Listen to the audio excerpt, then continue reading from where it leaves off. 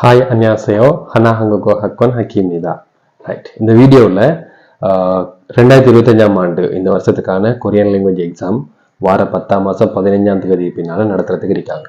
அதுக்கான அட்மிஷன் வாரக்கிழமை இந்த செப்டம்பர் மாதம் 15, 16, 17 திங்கள் செவ்வாய் புதன் இந்த 3 நாளும் தான் அட்மிஷன் ஆன்லைன் மூலமாக கொடுக்க இருக்காங்க.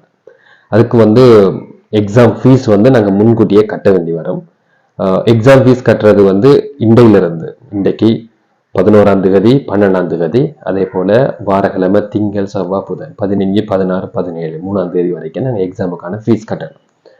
ஆரம்பத்தில் நீங்கள் முடிஞ்ச அளவுக்கு உங்களோட டைமை கொடுத்து முதல் எக்ஸாமுக்கான ஃபீஸை அவங்க சொல்லியிருக்கிற 3 பேங்கில் அதில் உங்களுக்கு எந்த பேங்க் கிட்ட இருக்கோ அந்த பேங்கில் நீங்கள் கட்டலாம்.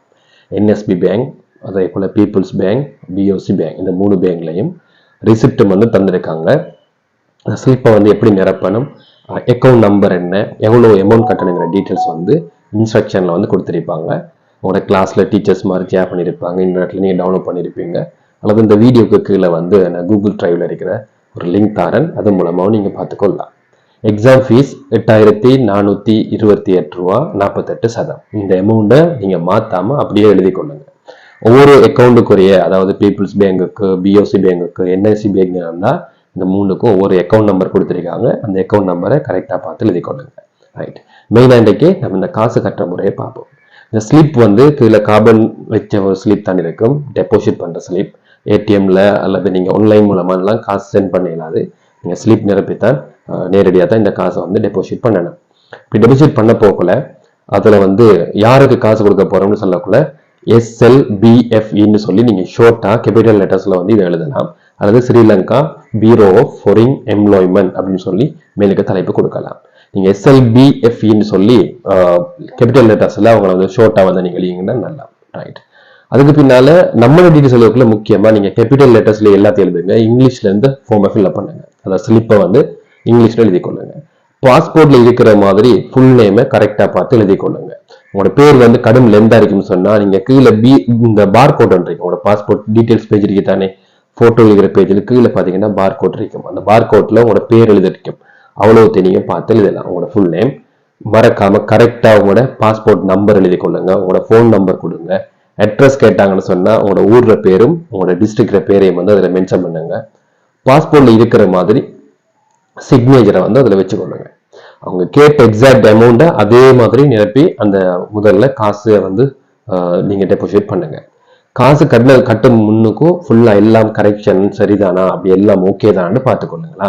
சின்ன மிஸ்டேக் விட்டு காசு நீங்கள் டெபாசிட் பண்ணது பின்னால எங்களுக்கு ரீஃபண்ட் எடுக்கிறது கஷ்டம். அப்படி நாங்கள் ரீஃபண்ட் எடுத்துட்டோம்னு சொன்னால் எக்ஸாமுக்கு திருப்பி அப்ளை பண்ணுறது இல்லாமல் போகும். அதனால கொஞ்சம் கேர்ஃபுல்லாக ஒரு பெரிய ஒரு அமௌண்ட்டை நம்ம கொடுத்து கட்டுறோம். ஸ்லிப் சரியாக நிரப்பிக்கீங்களா இல்லையான்னு சொல்லி உங்களோட டீச்சர்ஸ்ட்டை கொடுத்தோ அல்லது நீங்கள் உங்களுக்கு தரப்பட்ட இன்ஸ்ட்ரக்ஷனுக்கு ஏற்ற மாதிரி நிரப்பிங்களான்னு செக் பண்ணி போட்டு இந்த காசை கட்டுங்க. ரைட், காசு கட்டுறதுனால ஒரு ரிசிப்ட் தருவாங்க. அந்த ரிசிப்டை நீங்கள் ஃபோட்டோ எடுத்துக்கொள்ளுங்க. ஃபோட்டோ எடுத்தீங்கன்னு சொன்னால் அந்த ஃபோட்டோவை ஆன்லைனில் நாங்கள் கன்வெர்டர் மூலமாக கன்வெர்ட் பண்ணி கொள்ளலாம். ஒரம்பிக்குள்ள வர மாதிரி ஜேபிஜி, அதாவது ஃபோட்டோ இமேஜாக தான் நீங்கள் PDF அவெல்லாம் நீங்கள் கன்வெர்ட் பண்ணக்கூடாது. அதை ஃபோட்டோ பிடிச்சி அந்த ஃபோட்டோவை 15 ஒரம்பிக்கு குறைய வர மாதிரி, சரியா, ஒரம்பி வரக்கூடாது, ஒரம்பிக்கு குறைய வர மாதிரி அதை நீங்கள் கன்வெர்ட் பண்ணி சர்வ் பண்ணி வச்சுக்கொள்ளுங்க. நாங்கள் அட்மிஷன் போடுற டேட்டில் உங்களுக்கு அது உதவும். சரியா, ரெண்டாவது நீங்கள் ரெடியாக வேண்டியது ஃபோட்டோ எடுக்கிறது. ஃபோட்டோ பாஸ்போர்ட் சைஸில் ஃபோட்டோ எடுக்கணும். ஆல்ரெடி ஃபோட்டோ பிடிச்சாக்களுக்கு பரவாயில்ல, பாஸ்போர்ட் சைஸில் ஃபோட்டோ எடுக்கணும். வெள்ளை கலரில் உடுப்புகள் போட்டு ஃபோட்டோ எடுக்கக்கூடாது. நீங்கள் ஒயிட் கலரில் உடுப்பு போட்டு ஃபோட்டோ எடுக்காமல் வேறு கலரில் என்ன உடுப்புனாலும் போட்டு ஃபோட்டோ எடுங்க. பாஸ்போர்ட் சைஸில் ஃபோட்டோ கட்டிருக்காங்க. ஒயிட் பேக்ரவுண்ட், ஃபோட்டோட பேக்ரவுண்ட் ஒயிட் கலரில் இருக்கணும். சரியா, ரைட். இப்போ அந்த ஃபோட்டோ பிடிச்சோன்னா எங்களுக்கு பிரிண்ட் வெர்ஷன், அதை பிரிண்ட் பண்ணினது எங்களுக்கு தேவைப்படாது. எங்களுக்கு இப்போ தேவை ஃபோட்டோ பிடிச்சோன்னு தர அந்த சாஃப்ட் காப்பின்னு சொல்லுவோம். இப்போ கம்ப்யூட்டரில் அவங்க சர்வ் பண்ணி வச்சிருப்பாங்க தானே, அதை உங்களோட இமெயிலுக்கோ வாட்ஸ்அப்புக்கோ வாங்கி எடுங்க. அந்த ஃபோட்டோவோட சொல்லியிருக்காங்க 15 KB சொல்லித்தான் அந்த இன்ஸ்ட்ரக்ஷன் ஃபார்மில் தந்திருக்காங்க. நீங்க சிஸ்டமுக்குள்ள போய் பாத்தீங்கன்னு சொன்னா ஒரம்பிக்கு குறைய அரிக்கலாம் அப்படின்னு சொல்லி இருக்கு. ஒரம்பிக்கு குறைய அதை நீங்க சர்வ் பண்ணி எடுத்துட்டீங்கன்னு சொன்னா லேசி, எங்களுக்கு சாஃப்ட் காப்பி தான் தேவையா. போட்டோ பண்ணி பிரிண்ட் பண்ணினத்தை சில ஆட்கள் ஸ்கேன் பண்ணி கொண்டு வருவாங்க. அது இல்லாமல் எங்களுக்கு கொஞ்சம் கூட வேலை, கிளியர் இமேஜ் இல்லாம போயிடும். அதனால போட்டோ பிடிச்சதுக்கு பின்னால அந்த போட்டோ பிடிச்ச அதை நீங்க வாங்கி எடுங்க, இமெயிலுக்கோ வாட்ஸ்அப்புக்கோ வாங்கி எடுங்க. இது ரெண்டாவது.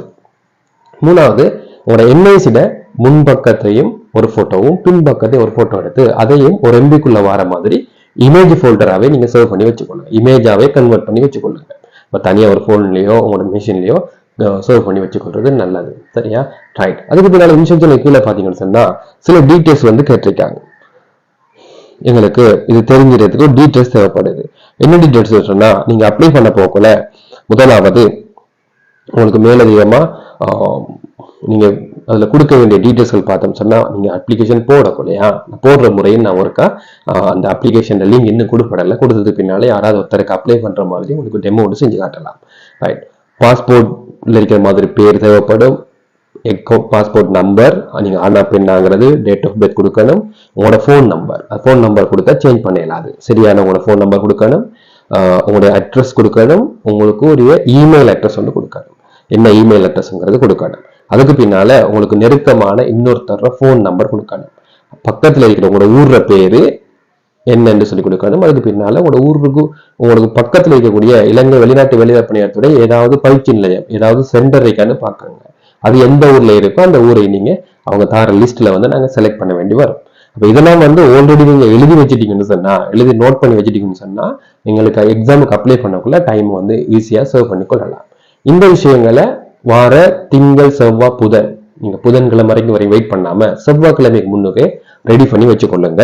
திங்கக்கிழமை அப்ளை பண்ணாக்கல திங்கக்கிழமை அப்ளை பண்ணலாம், செவ்வாயும் பண்ணலாம், புதன்கிழமை நைட் வரைக்கும் பண்ணலாம். அதனால கொஞ்சம் ஏர்லியா அப்ளை பண்றதுக்காக டாக்குமெண்ட் விஷயங்களை கொஞ்சம் முன்கூட்டி பார்த்துக்கொள்ளுங்க. ரைட். கம்சாமிதா.